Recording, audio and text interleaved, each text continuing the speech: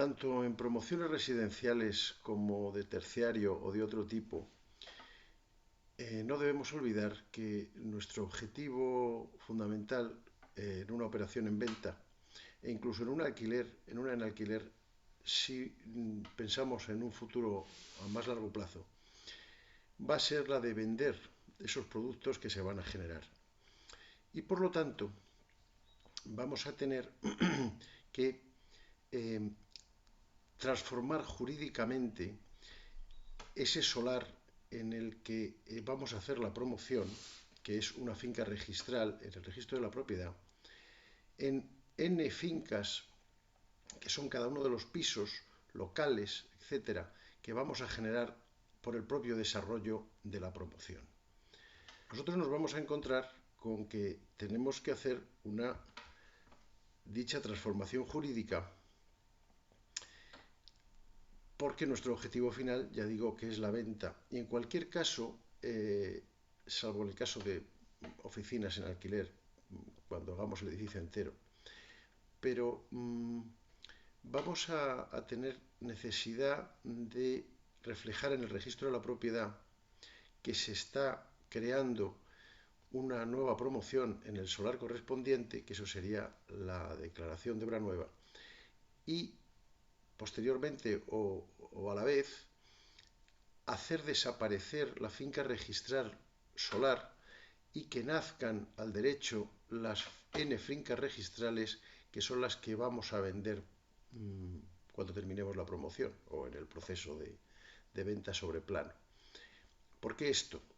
Pues porque, por una parte, el banco, cuando nos conceda la hipoteca, va a querer dar una hipoteca particularizada para cada una de las viviendas, y por otra porque el comprador interesado en un determinado piso, cuando vaya al registro de la propiedad a ver cómo es el segundo B, pues ahí estará definido exactamente su linderos, situación, superficie, orientación, etcétera, elementos adscritos como garajes y trasteros y la hipoteca que tenga. Por lo tanto, estamos dando una información completa, lo cual redunda en una mayor confianza por parte del comprador. Entonces, el proceso de titulación de la promoción es un proceso de transformación jurídica. Nosotros estamos haciendo dos procesos simultáneamente. Uno de transformación física de un solar en el que va a aparecer un edificio y uno de transformación jurídica en que la finca registral solar desaparece y aparecen N fincas registrales, que son las viviendas. Viviendas son los locales, etc. Con eso no tenemos completamente definido el edificio, puesto que faltaría una parte que son las zonas comunes. Entrada, pasillo, rampas de garaje, cubiertas. Las cubiertas son muy importantes porque incluso las de las terrazas forman parte de las zonas comunes del edificio y por tanto su mantenimiento corresponde a la comunidad de propietarios. Deberán hacer una comunidad de propietarios que tenga el conjunto de todos los propietarios de todas esas viviendas que hay en el edificio, o locales, en fin, cuando digo viviendas, me refiero a viviendas y otros tipos de inmueble. Entonces, ¿cómo repartimos el 100% del edificio? Pues a cada vivienda su parte correspondiente. Y además una parte proporcional de las zonas comunes, un porcentaje, de manera que la suma de todos esos porcentajes de todos los futuros propietarios sume 100,00%.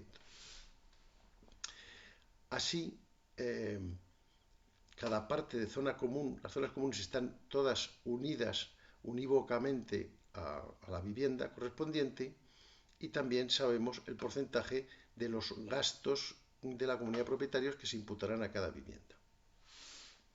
Eso es el coeficiente de propiedad. Una zona, el dato más importante, evidentemente, es el de la superficie. O sea, que mi vivienda, ¿qué superficie tiene?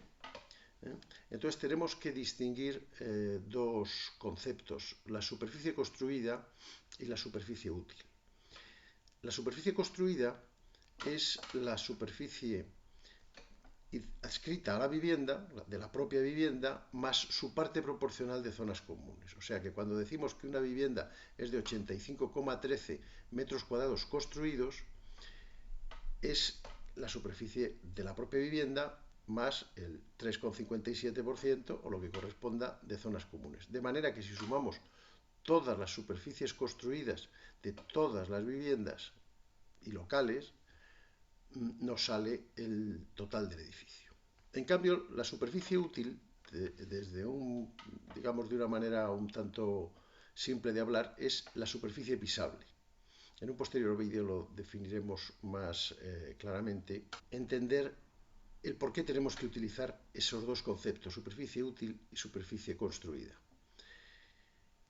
En una promoción de viviendas, en casi todas las comunidades autónomas, nosotros vendemos la superficie construida. Una vivienda de 100 metros cuadrados, que si está en el mercado vendiéndose a 3.000 euros por metro cuadrado, pues serán 300.000 euros. Hay alguna comunidad autónoma en la que se vende superficie útil. En las oficinas, en cambio, lo que se suele alquilar es la superficie útil. Entonces, bueno, son dos conceptos que son importantes tenerlos, y sobre todo en la vivienda protegida, porque nosotros vamos a pagar por la superficie construida. Al constructor pues le tendremos que pagar el total de la obra. Sin embargo, en alquiler de oficinas o en vivienda protegida vamos a vender o a alquilar la superficie útil, de manera que nos interesa conocer esos dos conceptos.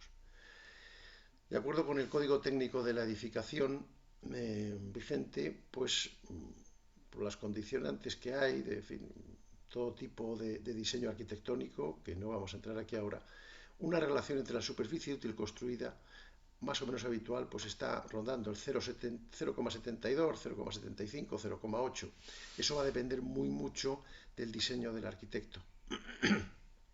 Tengamos en cuenta que si vamos a vender vivienda, un edificio residencial, pues esto nos resulta un poco indiferente.